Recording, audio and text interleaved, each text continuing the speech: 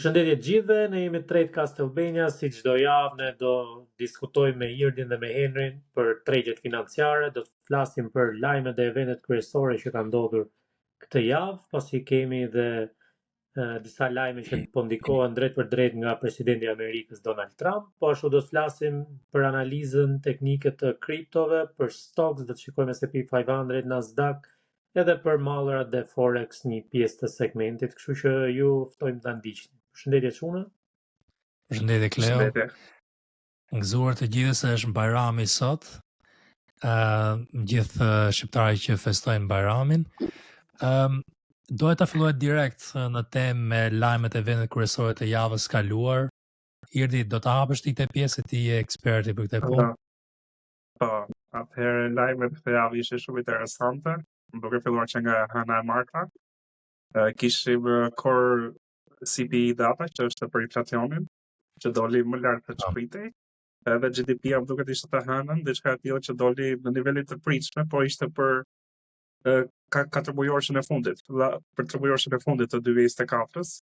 Prandaj kishte atë pritshmërinë e mirë, po 2025 është akoma e pasigurt. Pastaj kishim nivelet e papunësisë, më duket, që dolën në normë javën e kaluar, kështu që nuk është se kishin ndonjë impakt.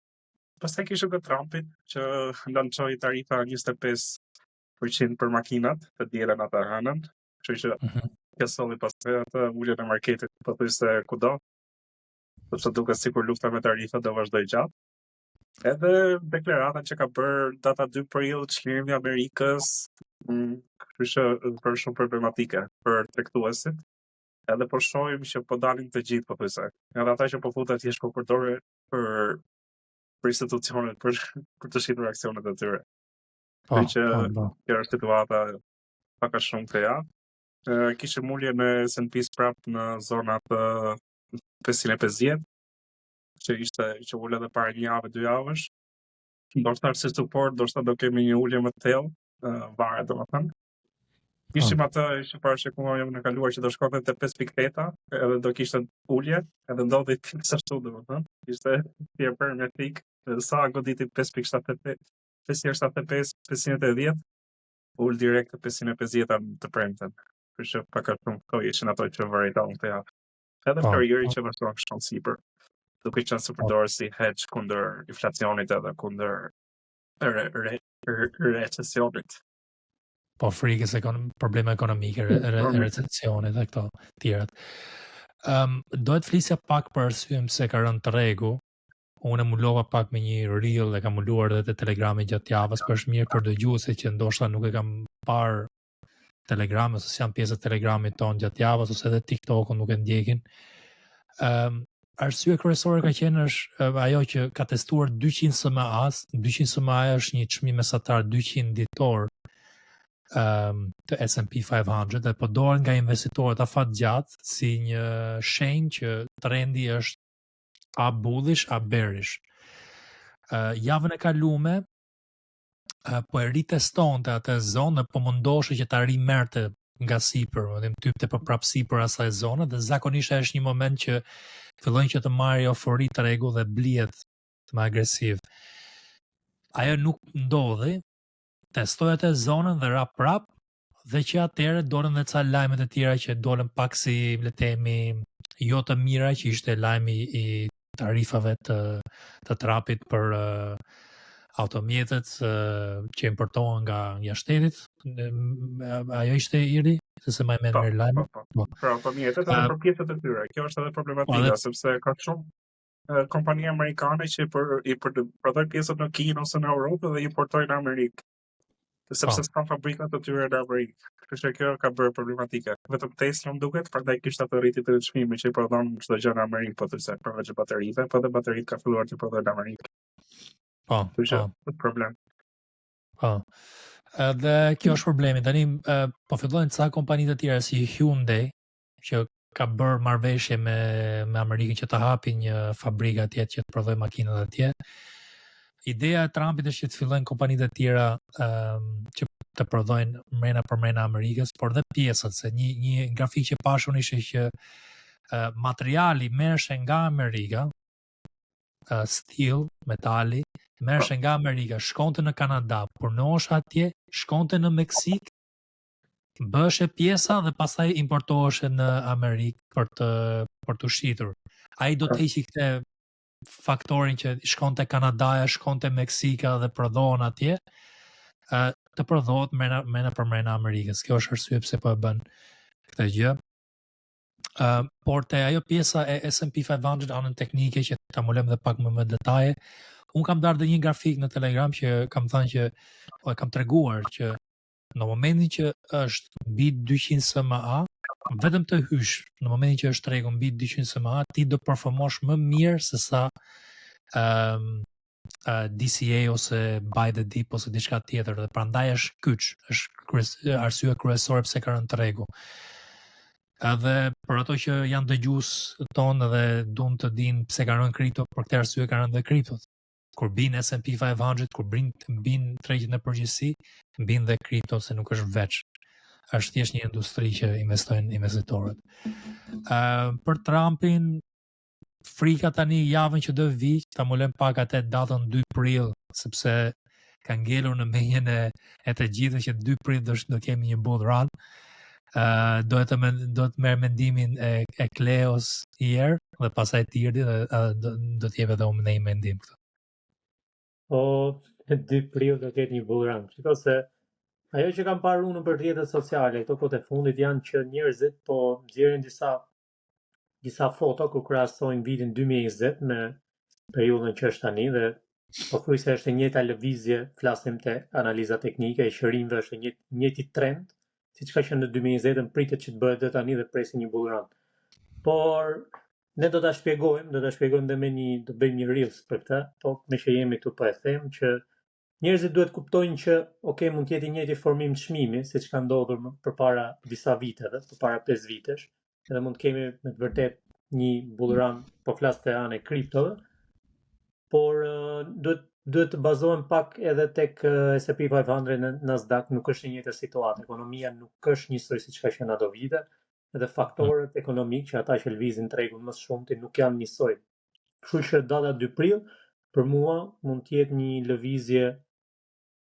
Unë jam short në treg, besoj se dhe dua që të shkoj akoma më short tregu, flas për Bitcoin, dhe të shkoj dhe një herë tek zona 77, 76, edhe pastaj mund të shikoj për një lëvizje për long.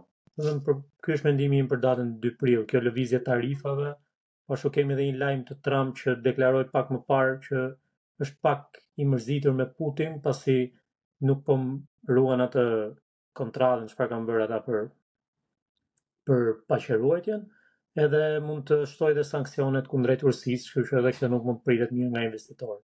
Kjo është ajo që mendoj unë, por gjithçka mund ndodh në treg, kështu që nuk e di të marr mendimin e Irdit. Po, dëgjojmë dhe Irdin. Jam shumë dakord me Leon, po problemi këtë vit është akoma më keq, sepse po ta shohim kemi rënë e çmimit mesatar, edhe po e mban për kohë të gjatë. Sepse pa për vetë grafikun e kaluar, kur bite zakonisht poshtë 200-s kishte një vrull për ta blerë, sepse kishte besim në treg që ka pasur një korrigjim ose ishte pandemia, ishte diçka, domethënë, edhe tash po te 200-ta mendoheshe që lihet direkt nga investitorët. Po këtë herë janë akoma më të pasigurt se pandemia. Aq problem është situata, domethënë, kur e mendoni kështu. Kështu që është goxha problematike. Plus është edhe fakti që lexova disa lajme, domethënë që kuarteri i parë, domethënë treguroshi i parë, kishte një ngadalësim ekonomik. Edhe në shumë se bëhet edhe i dyti ngadalësim ekonomik, jemi tamam në një recesion. Kështu që bëhet shumë problematike. Kjo më dhe është frika që s'po blen asnjë, sepse po presin edhe datat e tregujorit të dytë ndoshta në qershor, edhe pastaj ndoshta të situatë, sepse mund të kemi 2025-2026 bearish. Nuk është as kollaj bear market sa që bëjnë njerëzit. Nëse po të vjen bear market, mund të kemi 10 vite që lëvizë S&P vetëm me 1%, 2%, siç ishte nga 2000 te 2010 apo thjesht. Që kishim atë lëvizje që kishte përpara.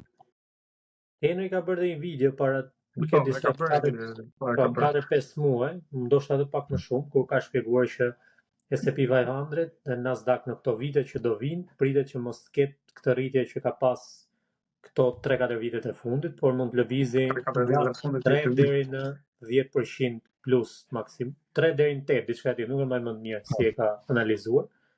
Po e ka parapritur, flasim këy mund ta ketë bërë video në nëntor kur tregu atë ishte shumë mirë dhe duke parë disa faktor që ka parë Henry e ka parashikuar dhe duke ardhur situata tani që tregu ka rënë, mund të jemi edhe te ajo që sapo theti Irdi, që ndoshta mund të performoj 1%, 2% në vit, nuk e dihet. Po një mesatar të ulët.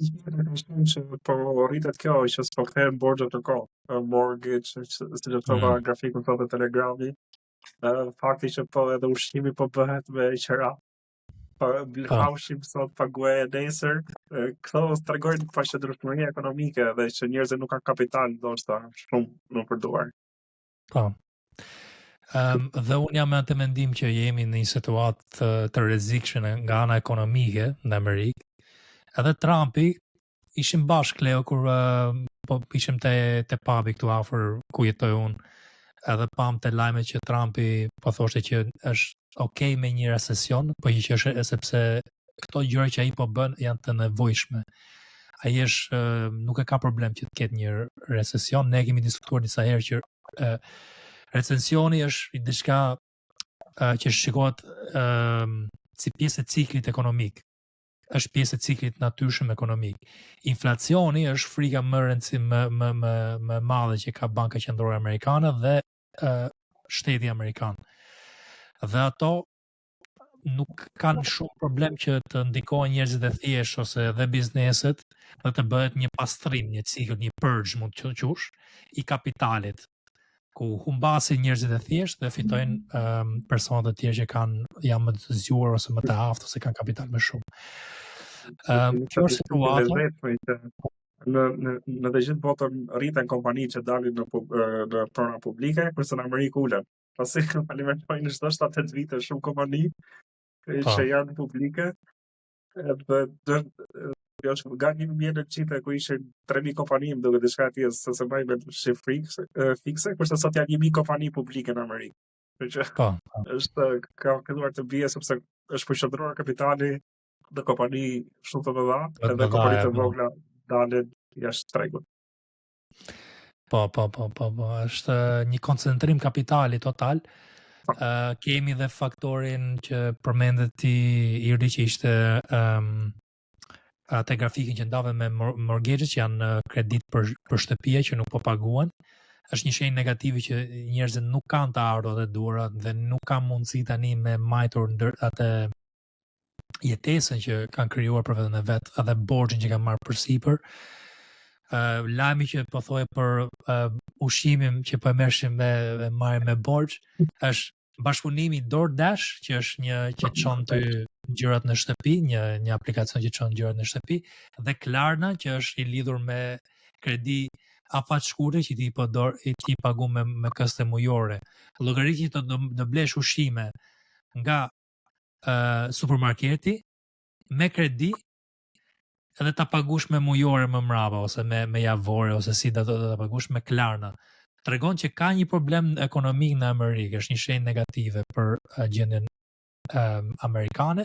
Pastaj un kam folur ato video që thet ju, kam folur për dy indikator kryesor që ka qenë inverted yield curve, që janë bondet 10 vjeçar minus bondet 2 vjeçar, që ka hyrë mbi zonën 0, dhe pastaj kemi pasur edhe shenjat e some indicator që është pjesa e punësimit, që edhe unë mendoj ka probleme tani në Amerikë. Po janë ca shenja që ne kemi akumuluar me kohë tani, kemi 6 muaj, 7 muaj që presim këto shenja. Dhe është shumë vështirë që të shpjegosh njerëzve ndoshta që këto gjëra nuk shfaqen mrena ditës. Këto probleme ekonomike shfaqen me një periudhë 3 mujore, 6 mujore, 1 vjeçare, mas një viti mund të jep shenjën tani, mas një viti mund ta shikosh efektin te ekonomia ose mas 6 muajsh. Për shembull më eksakt që kemi parë ne vetëm ishte tregu kinez, por folëm që në tetor, shtator-tetor, edhe shenjat janë më janar, po thuaj se pas 6 muajsh. Kur njerëzit e kishin harruar fare Kinën. Po, eksakt. Edhe kjo është ajo në situatë. Pak a shumë, kemi thënë që mund të ketë një reagje pavarësisht asaj se u fuis Trumpit, por shihnim që po dilin institucionet, po futesh retail, edhe u bë shumë problematike. Çfarë ka? Po, në nëntor folëm ne për atë gjë, dhjetor pasaj dhe ra. Dhe situata tani është kjo që ne tani jemi në një bear market për mendimin tim. Po i bi shkurto, jemi në një bear market. Në momentin që jemi në 200 SMA, aktualisht duhet jemi në një bear market. Ideja këtu është tani se sa thellë do iki ky treg.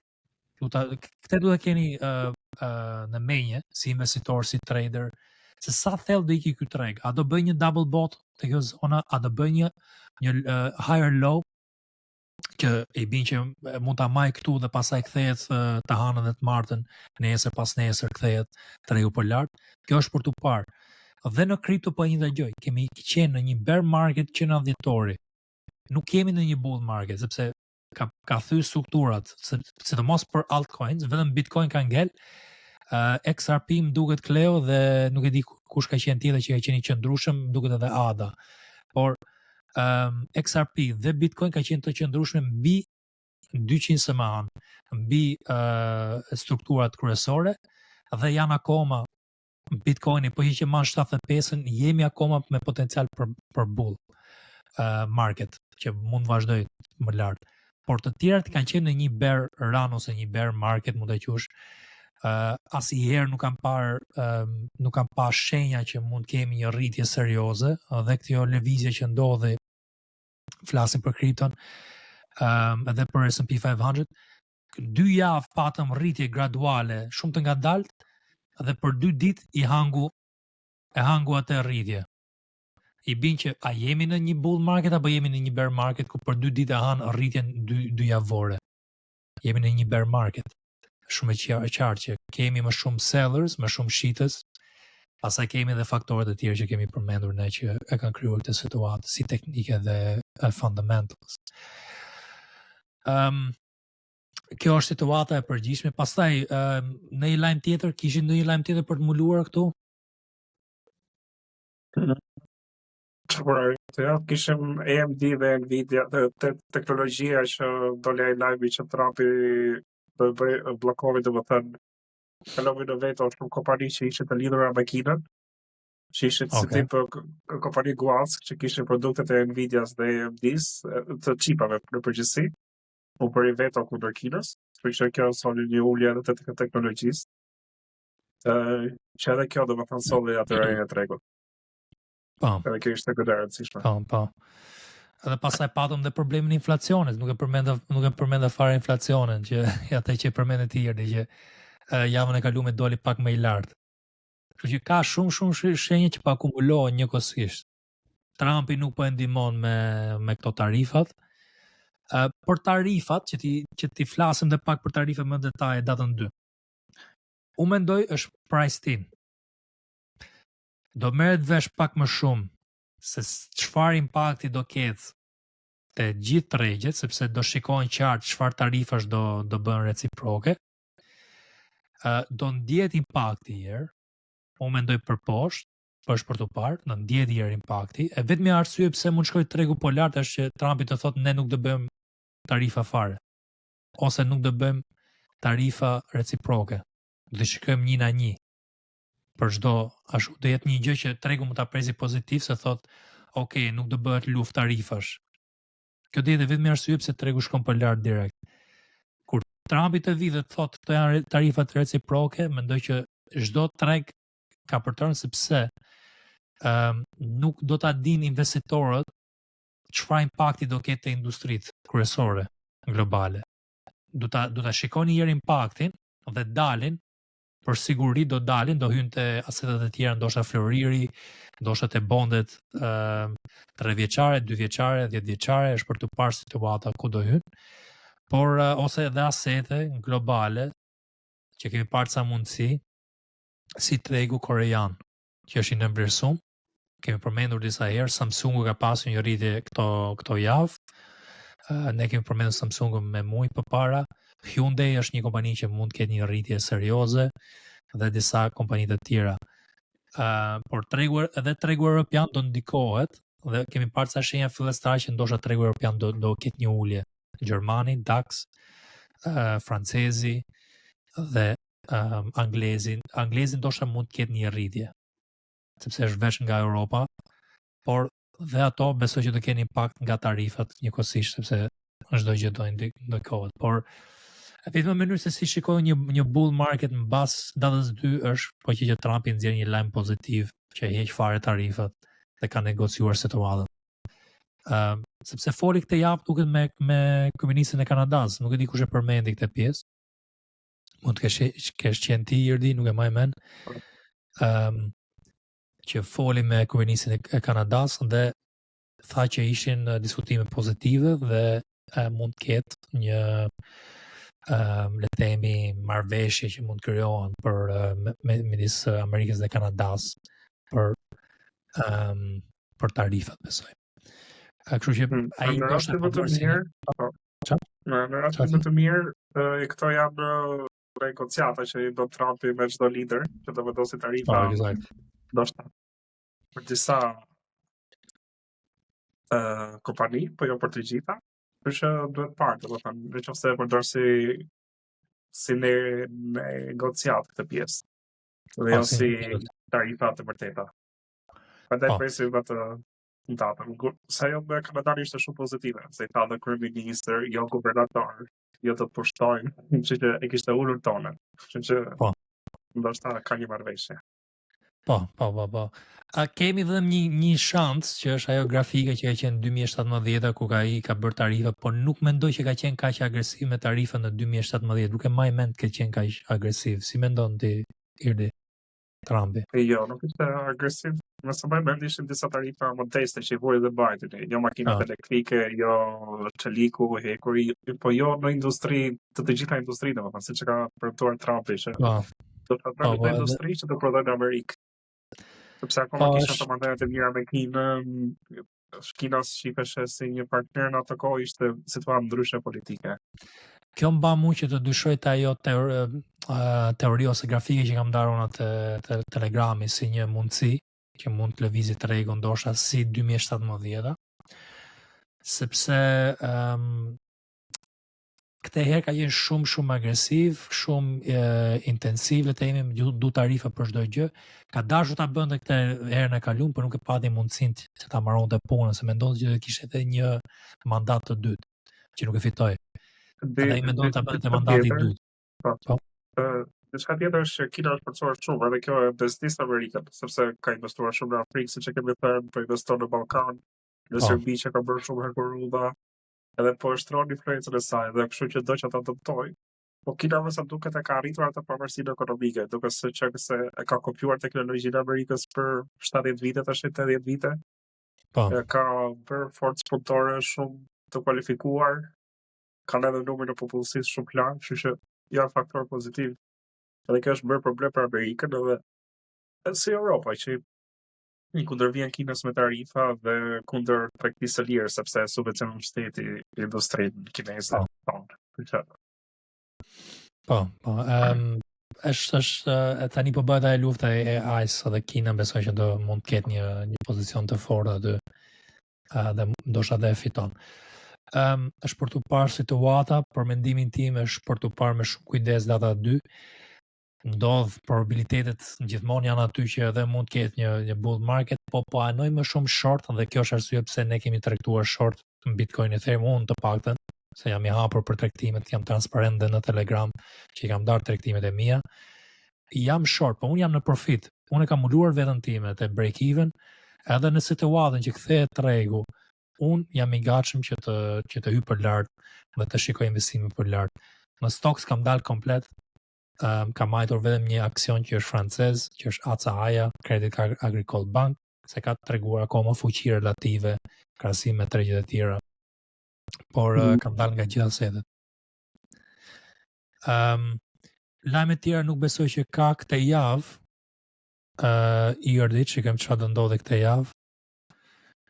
Kemi në Tuesday, që është e marta, kemi JOLTS, Job Openings, një indikator që shikohet tokët e fundit, sidomos për faktin që kemi ca probleme me punësimin për mendimin tim, shenja fillestare, dhe pastaj në datën 4 prill të premte kemi shifrat e non-farm payrolls, që është shifra punësimi dhe niveli papunësisë që do dali dhe pastaj në masdite në orën 4:25 këtu me orarin anglez 5:25 të flasi me Shqipërinë të flasi Jerome Powell, do bëj një fjalim, një speech Jerome Powell dhe ajo është për të parë dhe me kujdes sepse datën 2 i bin që të martën do dalin këto të punësimit, të mërkurën do dalin Trumpit flasi për tarifat dhe të premten do dalin shifra punësimi që po që dalin gjitha këto negative di se ku do i tregu. Po që kemi ca gjëra pozitive mund të jetë pak më i qëndrueshëm tregu dhe të krijohet besimi. Është për të parë situata. Në tjetër në shoh se shkojmë në një bullrun, siç e thon, duhet shumë për të kapur ato nivele, domethënë të thyem SMI 200, 200 domethënë, pastaj të kemi një javë pozitive, kështu që po thuaj se do 2-3 javë të marrim indikatorët e duhur që jemi në një bullrun. Kështu që i kërkojmë që të bëjmë kujdes sepse janë shumë fake. Mund ta treqemi një ditë 50 qipa dhe e bëjnë ulje pastaj direkte 500 nëse të S&P, domethënë nëse çdo indikator del keq nga marta deri në të premten. Edhe unë jam me atë që mund të jetë një falso të martën me tarifa ose gjatë kësaj jave do ko vetë tregu të rimerët. Nuk e di se a është e verifikuar kjo gjë, se kam kontrolluar vetë, po ndëgjova diçka ose pash diçka që ka bërë death cross Nvidia, ka thuj 50, ka thuj 200, kjo është një death cross që madh në treg dhe kjo është një shenjë shumë negative sepse Nvidia ka qenë ajo kompania kryesore që e ka mbajtur gjithë tregun në rritje, të paktën në periudhën pjesën e dytë të 2024 ka qenë Nvidia arsye kryesore pse ka ecur tregu për lart dhe periudha parë e 2024. Atëherë nuk besoj që kemi ndonjë lajm tjetër. Floriri vazhdon atë rritjen që kemi parashikuar ne nga 2600 deri te 3000 ca, tani 3200 besoj që do shkoj me këto lajme. 3100, kështu që besoj për Pastaj se sa do shkojmë më lart, unë është për të parë se unë po shikoj një bearish divergence, por këto gjëra do t'i muloj te analiza teknike. Kleo, ndonjë lajm tjetër nga kriptot, nga këto ke apo zero? Kriptot? Kam çfarë them sepse normalisht tregu bazohet në përgjithësi. Tani të them që do kemi bull run, ne di që gjithë të duam, po. Neve faktikisht njerëzit na kanë pak inat kur themi që jo po jemi short, jo po çmimi do shkoj këtu, po tani do të pranojmë realitetin. Se dhe unë du që shkojmë në bull run sepse normalisht do fitoj përqindje më të larta për long se sa short. Po flasim ato që ne mendojmë edhe çfarë është probabiliteti më i lartë për ndodhur në treg. Duke parë çmimin, duke parë formimin e çmimit, duke u bazuar te lajmet ekonomike, edhe duke parë disa indikatorë që i përdorim ne për tregun. Si do kemi bull run, se nuk do kemi bull run, unë e kam lënë pas të bull runit këtu dhe 3 vjet kur i kam hyrë, e kam kuptuar tamam se çfarë do të thotë lëvizja e tregut, edhe nëse do ikim long, do kapim mundësinë për long, nëse do ikim short, por për momentin jemi short siç e tregon edhe vetë shifra, çmimi. Dhe e kemi ndar, i gjë që do ta them për dëgjuesit e ri që janë këtu, që kemi ndar këto lëvizje, këto kohët e fundit në Telegram falas, si prova, si një mënyrë që ju të shikoni sa të saktë jemi ne dhe në vendimarrjen tonë, dhe kur kemi hyrë dhe si po i menaxhojmë këto situata. Prandaj ju ftoj që të bëni pjesë e Telegramit duke ndjekur linkun më poshtë të përshkrimi. Diçka tjetër që më kujtua është kemi edhe topsi të dollarit edhe stocks që nuk po blihen. Kjo tregon që njerëzit po rrin në cash. Kjo është shumë problematike. Edhe kjo është një faktor që ndoshta presin datën çfarë do ndodh me tarifat. Janë të friksuar, duket qartë. VIX pati një rritje të jashtëzakonshme se nuk e përmend. Një shoku im do shkoj shumë shpejt all in në stocks, po akoma nuk ka vaj. Kush është shoku? Se di. Okej. Ja, do merrni vesh, po kur shkojmë ka një gjë, se do ta them edhe një herë tjetër këtë gjë. Kur të jemi long ne, besoj që tregu do shkojë shumë mirë për lart. Prandaj, po hiqet doni të merrni vendime të zgjuar në treg dhe të dini se kur do hanoj tregu me vërtet për lart, bëni pjesë të Telegramit, na dëgjoni këtu, na bëni subscribe, se s'di çfarë më shumë se kemi dhënë prova, tani kemi gati 1 vit që po e bëjmë këtë punë. Dhe besoj që kemi dhënë prova disa herë me valët e kryesorë të tregut. Çuna, unë po mendoj ty tani të analizë teknike, ta mulojmë shpejt. Shikojmë mirë kripton. Këto S&P 500 stocks dhe pastaj këto asetet kryesore, floriri, dollari dhe ca të tjera, nafta. Do flasim direkt për Bitcoinin. Bitcoin, kripto numër 1, më kryesori që lëviz gjithë tregun. Javën e kaluar kam thënë që ka qenë një bear flag, e kam diskutuar edhe disa herë në Telegram që është një mundësi që kemi një bear flag këtu. Dhe bear flag është një ku ka një trend për poshtë, bëhet një flamur në rritje, një kanal në rritje, dhe pastaj thyet ajo strukturë dhe vazhdon prapë për poshtë. Zakonisht, kur kemi këtë formimin, tregu bën diçka të tillë dhe pastaj ikën më thellë.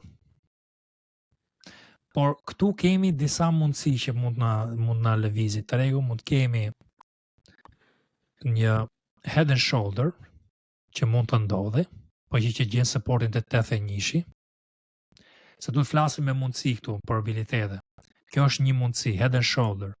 Koka, 2 shpatlla, dhe pastaj 81-shi, data 2 prill vin, data 3, data 2 prill vin, dhe shkën për lart. Kjo është mundësia që besoj gjithë ato që janë këtu dëgjues e duan që të ndodhi kjo gjë. Mundësia tjetër që unë shikoj është që të shkojmë te 75-a, gjejmë supportin aty ose edhe më thellë te 68-a. Unë personalisht dhe Cleo kemi hyrë në një short vazhdimsi te 85.8. Te zonë 85 që ka thyer 86 ku ka thyer te zonë prap, ka qenë një moment kyç për të treguar short dhe tani jemi plus. I bin që ne jemi pozicionuar para datës 2 me idenë që po shkoj pak më thellë tregu, mund të marrim diku te po shkon 81-shi, marrim diku te 5.6%, po i shkon te 75-a 11, po që shkon te 68-a 20%. Jemi pozicionuar para kohe, sepse ne ka dhënë shenja tregu vet. Jo mendimet tona, jo shpresa jon, dëshirat tona për tregun, por faktet dhe probabilitetet në grafik, faktet dhe probabilitetet me faktorët e tjerë që ne shikojmë të detajume. Kjo bear flag është thyrë dhe është shumë e thjeshtë tani që jemi bearish prap. I gjë që do të thoja është që kemi pasur një periudhë 2 javore që në data 16 mars deri në datën 25 mars, mund të jetë edhe pak më parë, flasim që në data 12 mars deri në data 25 mars, që ka pasur një rritje graduale.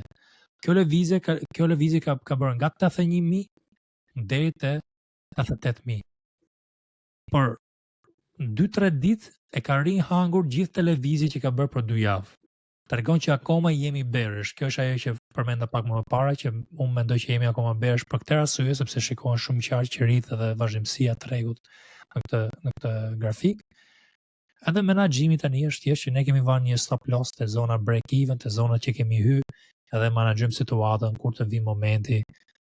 Nuk kemi rrezik fare për short, jemi të pozicionuar dhe po që shkojmë long, do shikojmë që të pozicionohemi mbas datës 2 ose kur të vi ajo val, mund vi mas edhe 2-3 javësh, mund vi mas 2-3 muajsh, është për të parë situatën. Kjo është gjendja e Bitcoinit, edhe gjendja përgjithshme e kriptos. Ethereum jemi në një situatë identike që ka bërë një bear flag dhe këtu. Është rritur për një periudhë 2-3 javore dhe për 3-4 ditë e ka hëngë gjithë atë zonën dhe pa shikoni qartu. Unë jam i pozicionuar te 1.98, 1.99 për një short dhe jam plus tani diku te 8% me pretendimin që kjo më shkoj deri te 1.5, po që shkon më thellë dhe mund të arrijm 22% ose edhe më thellë. Është për të parë çfarë zone do kapi. Ktu është mirë që të gjej support, sepse për një kthim trendi do ishte mirë një double bottom këtu. Testime 2 herë, konsolidim dhe pastaj shkoshim për lart, që i bin diçka e tillë që rënje, rritje, ulje, konsolidim dhe pastaj trend. Dhe prandaj kam vënë tek te rën këtu me idenë që po që thym për lart, kjo do jetë një zonë që mund të më pëlqejë për lart. Kam vënë këtu gati. Kjo do ishte ideale. Por edhe ajo pjesa tjetër që thash që mund vazhdoj ky trendi deri te 1.5 mijë. Po që Bitcoin shkon te 75.000, shkon besoj aty edhe më thellë. Ethereum. Kjo është gjendja e kriptos, nuk po muloj kriptot e tjera sepse këto mund t'i bëni shumë lehtë këto pyetje në Telegram, prandaj ju ftoj që ti shkoni te Telegrami jon, e keni linkun te përshkrimi i videos, dhe aty mund të bëni pyetje, ka një chat që është thjesht pyetje për Henry, kaq. Aty mund të bëni çfarë lloj pyetje që doni për tregjet. Kleo, ndonjë mendim të këto dyja kishe apo?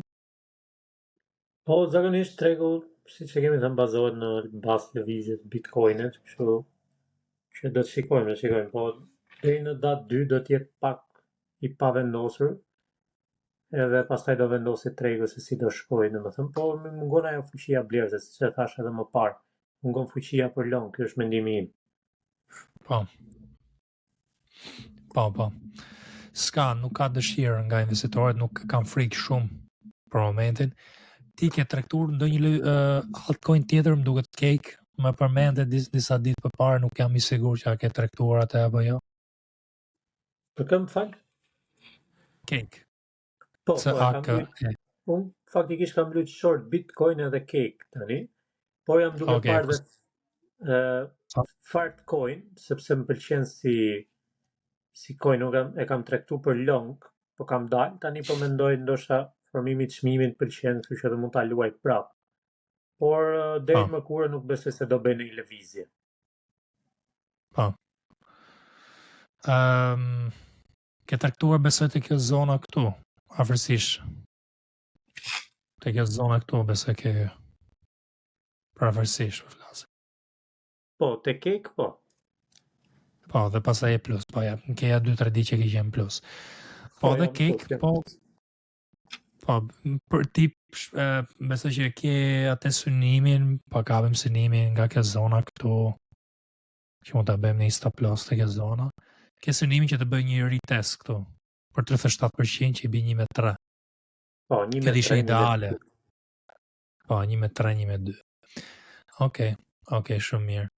Atë unë pale me kaq segmentin e kriptos, nuk kemi ndonjë ndryshim, unë mulova Bitcoin e Ethereum që janë kryesorët, thash të tjerat mund shkoni te Telegrami jon që është në përshkrimi i videos, mund shkoni edhe te mediat sociale të tjera, shkoni mendimet e mia. Ne do mundohemi të ndajmë këto analiza çdo javë me podcastin javor, atë do keni edhe videot këtu për të parë. Unë ndonjëherë bëj edhe live në TikTok, prandaj na ndiqni edhe në TikTok, sepse unë dal live në TikTok, por dhe dal edhe live, për ju që jeni në Telegram, dal live në YouTube. Mund të shikoni me një link privat. Kleon po hy direkt tani te analiza e S&P 500 dhe aksioneve. S&P 500, besoj që po shikoni shumë qartë, 3 ditë rënje të thellë. Dhe kjo ka bërë po një gjë. Ka bërë një rritje graduale të vështirë, pa fuqi blerëse, mbas një rënje më të thellë, edhe një bear flag. Trend për poshtë, bear flag, trend për poshtë. Po ku shkon ky çmim? 5400 ose 5100 e kam unë zonën. Tjetër. Parafësisht këtu. Këta në 2 zona që kemi më poshtë. Është për të parë që a do gjej një double bottom, a do gjej një higher low këtu, po me aq sa po shikoj unë nga tregu, rënja që kemi pasur te kripto gjatë fundjavës pak, Besoj dhe tregu i S&P 500 Nasdaq mund të hapet pak më thellë minus, është për të parë situata nesër të hënën dhe do shikojmë se si do hesi tregu. Nasdaq po një dhe gjë tani është e kjo zona retest e 19.000, kemi zonë 18.600, pas e kemi dhe zonë të tjera të 17.500. Nasdaq bin më thellë se sa S&P 500. Në këtë val S&P 500 ka rënë diku te 5-6%, kurse Nasdaq ka rënë diku te 7-8% minus. Nga për këtë vitin po flasim, po ka rënë më thellë këtu te kjo lëvizje. Është identike dhe kjo formimi i një bear flag, trend për poshtë, bear flag. Kjo zona këtu, që është bear flagi, ka qenë një testim i 200 SMA-s te Nasdaq dhe te S&P 500 ka qenë testimi i 200 SMA-s. Kjo ka qenë testimi i 200 SMA-s këtu. Nuk e kam vënë 200 SMA këtu se nuk e përdor për vendimet e mia, por është një indikator që përdoret shumë nga investitorët e tjerë afat gjatë, afat mesët. Russell 2000 vazhdon këtë rënje, prapë dhe kjo mund të ketë një double bottom ose një rënje më thellë, ka përcaktuar ca zona këtu te 1930, mund të shkojë dhe patjetër mund të shkojë dhe më thellë, është për të parë. Kjo ka bërë dy vala për poshtë, gjatë kohës që Nasdaq dhe S&P 500 ishin akoma te all time highs te kjo periudha këtu, nuk po thynte strukturën Russell, është për të parë se si do na heci këtu. Kjo është për small caps, kompanitë më të vogla që janë në rritje. Kemi do shikoj pak VIX, një në arsyet kryesore pse është ulur tregu, është sepse VIX është rritur dhe frika, kur rritet VIX, rritet frika në treg dhe volatiliteti dhe tregtarët dalin, sepse nuk duam të rrinë në një moment të paqëndrueshëm në treg. Nuk i pëlqen paqëndrueshmëria, tregtarët duan stabilitet dhe investitorët afat gjatë duan stabilitet. Kur nuk ka stabilitet, këto tarifat, lajmet e tjera që po dalin, shumë faktorë të tjerë që ne kemi përmendur te segmenti tjetër, që është lajmet e eventet kryesore. Kur dalin këto gjëra dhe krijojnë paqëndrueshmëri, friksohen tregtarët dhe rritet VIX. Këtu ka qenë rënja tjetër, është ulur VIX, ka pasur një rritje graduale, pastaj një rritje tjetër të VIX-it, një rënje në treg. Janë të kundërt gjithmonë. Kjo është për S&P 500, nuk kam ndonjë ide të re, në ide të mirë për stocks. Këtë javë ishte ajo tregu korean që mund të shikojmë. Unë do të shikoj pak gjithë tregjet europiane, edhe kinezi, që pati këtë shitje momentale mbas këtij trendi, këtu po bëhet një konsolidim, një zonë që po konsolidohet çmimi tani, pastaj ndoshta ikën prapë për lart ose kthehet për poshtë, është për të parë. Edhe kak CAC 40 që është francezi, tregu francez, po shikoni këtu që pas këtij trendi një dhe gjë, konsolidim. Dhe po bëhet bearish.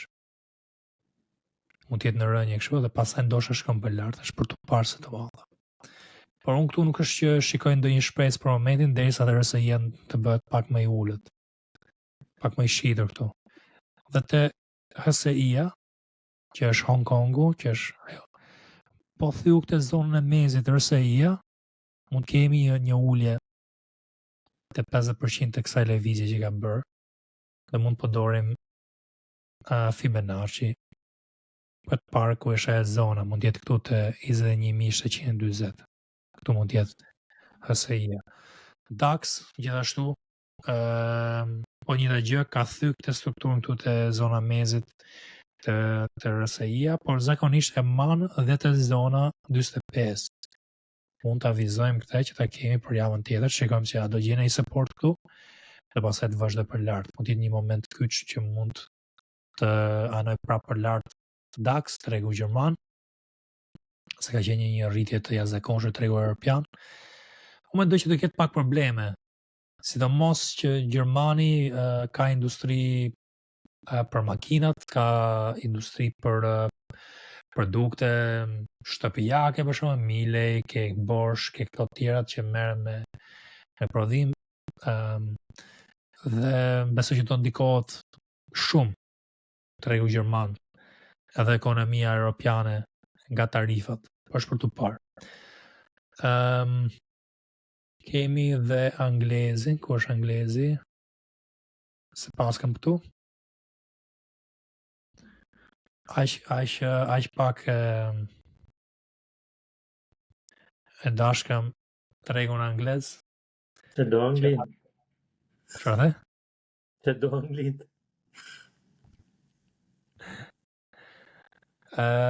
Shikojmë tani këtë. Sekond, FTSE 100. Se nuk lëviz pastër indeksi anglez, po është okay, nuk që ka keq. Që ka pak në rritje, si gjithë tregu europian që ka qenë pak në rritje, po konsolidohet këtu, mund kemi një rënje më thellë, mund të gjejnë në një zonë këtu për shembull, RSI-ja mbas kësaj testimit të 8400. Është për të parë situata. Prap tregon atë që do ndikohen dhe këto nga tarifat. Ka që ishte le të themi ajo pjesa e stocks. Tani duhet më lë pak Forexin që i bin dollari, do më lë floririn, naftën dhe ca materialet e tjera të rëndësishme, ndoshta bondin 10 vjeçar, edhe ca materialet e tjera si gazi dhe argjendi, silver, për të parë gjendjen e përgjithshme ekonomike dhe çfarë asetesh po blihen dhe çfarë asetesh po shiten. Flasim tani për dollar index.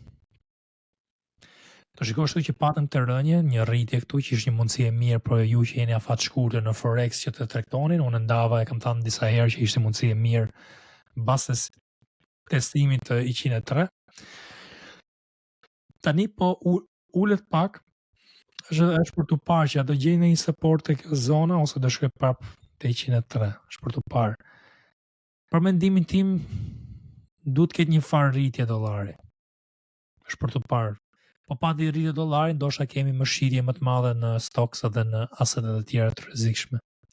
Po më duhet si ku ka duhet të ketë edhe një rritje tjetër, kjo mund të jetë një dip dhe pastaj një rritje tjetër. I duhet.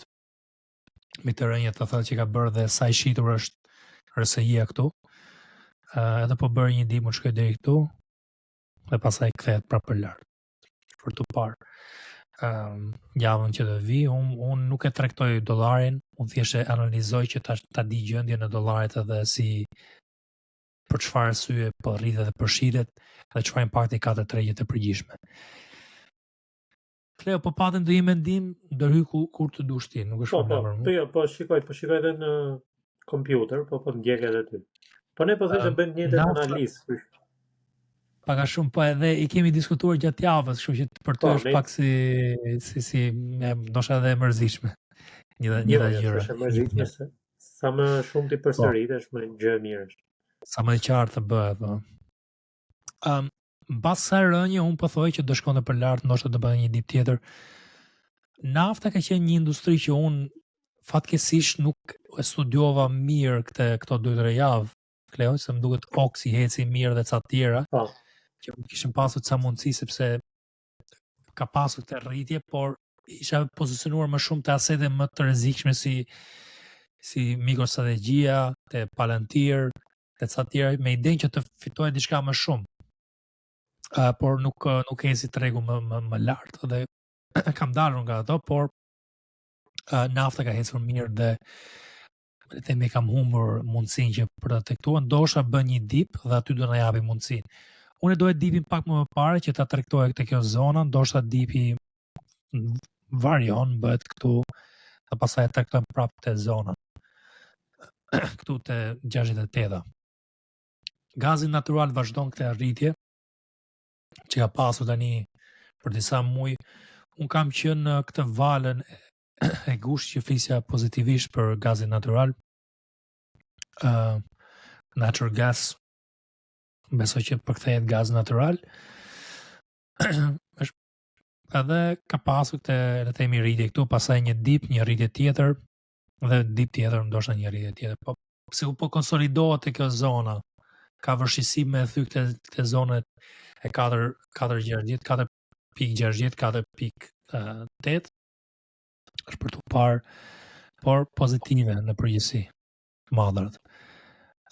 Floriri ka qenë një nga ato që unë kam parashikuar që 2600, unë kam parë dhe në këtë val në rritje këtu nga 2400 që do vazhdonte për lart, por 2600 ishte një zonë që mendoja që do shkonte për lart, shihem chartin që është XAU USD dhe duke shumë qartë që do shkoj te ajo zonë që kam përcaktuar unë 3200.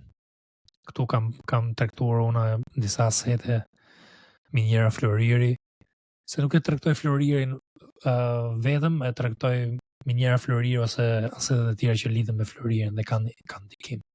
Këtu ishte zona tjetër që unë më pëlqente, që kam darë këtu përpara 2 javë tani besoj.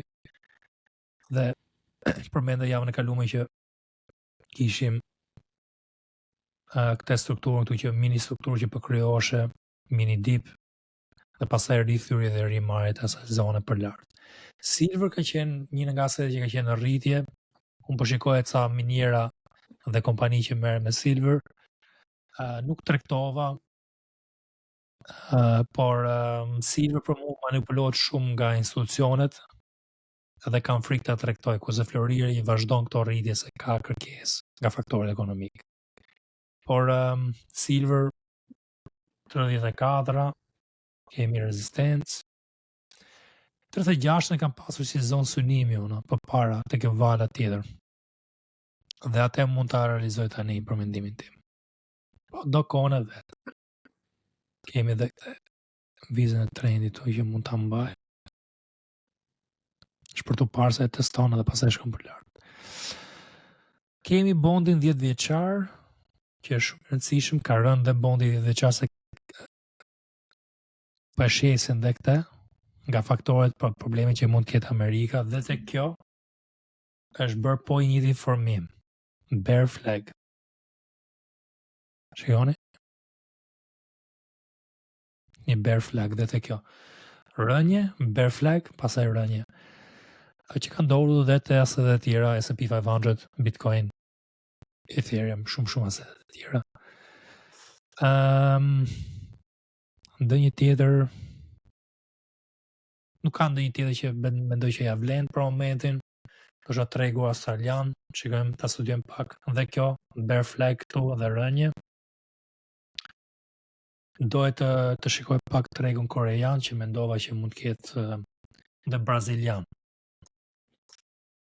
Korean, brazilian janë shumë të nënvlerësuar për momentin, se janë shitur shumë më parë. Ke pasur këtë rritjen këtu dhe këtë dipin. Tani do të shikojmë se si çfarë impakti do ketë. Problemi i tarifave është që mendoj që do ketë impakt te gjithë ekonominë globale. Po që Trumpi del dhe thotë reciproke për çdo gjë. Kështu që edhe Korea dhe Brazili dhe tjera do kenë probleme. Okej, Dow Jones, po një dhe situatë këtu, një rritje dhe pasaj një ulje, një bear flag, kaq. Një dhe situatë në çdo treg kryesor, trend për poshtë, bear flag, trend për poshtë prap, rimarrje të zonës mund të ndodhi këtë javë, ose një rënje më të thellë, është për të parë ku do gjejë support tregu. Gjë ku duhet të përqendroheni ju është ku do gjejë support tregu. Çfarë zone dhe aty të studioni, mos blini. Studioni, ka gjetur support është akumuluar dhe pastaj të shikoni për të hanuar për lart. Atë që tha Iri mund të zgjasë 2-3 javë. Rritja që të rimarrë zonat që të bëhet një treg që është në anim bullish, që të rimarrë 200 SMA, të rimarrë sa strukturat e tjera, S&P 500 dhe gjithashtu dhe Bitcoini për një dhe gjë dhe tregjet në përgjithësi. Vetëm Floriri është i fuqishëm për momentin edhe i sigurt. Kleo, do një mesazh final? Për gjithë ata që do të them diçka për përgjithësi për këta që luajnë kripto, sepse shumica janë fillestarë, dohet t'ju jepja një këshill se shoh shumë Telegram që thonë kam $500, kam $1000 ku t'i investoj. Nëse nuk do t'i humbësh ato lek, mundësia më e mirë, gjëja më e mirë që mund bësh është të hapësh një paper trading, një akaunt me lek falso dhe praktikohesh aty, shikosh që si mund blesh dhe ku mund shesësh, pse shumica nuk din as si blen as si të shesin. Mund bëni praktikë aty, pastaj mund të investoni lekët tuaja sepse kështu do t'i humbisni. Po. Kjo është këshilla që doja t'ju jepja, sepse po shikoj shumë që po pyesin edhe kjo është gjë më e mirë. Do të provoni veten, paktën 1 vit, 6 muaj ju provoni veten, blini, shisni dhe të shikoni se a fitoni ju, domethënë si do veproni po të kishit ato $500 ose e tjerë. Ose mund të prisni në momentin që ne futemi long, mund blini një coins edhe aty mund të përfitoni 50%. Po. Edhe me të mendim jam se marrim shumë pyetje.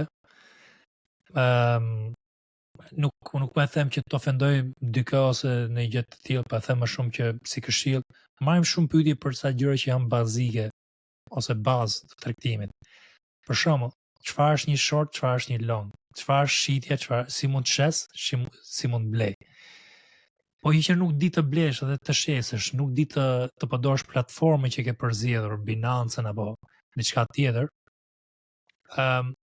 është e mira që atë që thot Kleo, hap një account falso, një account me paper trading, një demo account, që nuk tregton dhe nuk rrezikon kapitalin, dhe testo veten, testo se si funksionon platforma, si funksionon tregtimi long short. Lexo për këto gjëra, çdo platformë, si TradingView, si Binance, si IBKR-ja, te website-i vet ka këto lloj informacione në gjuhën anglisht. Tani shqip unë nuk mund të rrit të shpjegoj çdo gjë, se si të hyni ju, se si të dilni ju, se janë gjëra bazë.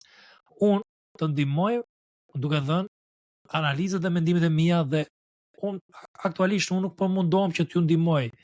Unë po mundohem që të dokumentoj çfarë po bëj unë, se sa ju ndihmon ai informacion juve te Telegrami apo informacione që ndan Kleo te Telegrami është për ju të vendosur. Ndoshta ca thonë që unë do të fitoj më shumë pare më shpejt. A fat mesëm nuk më pëlqen.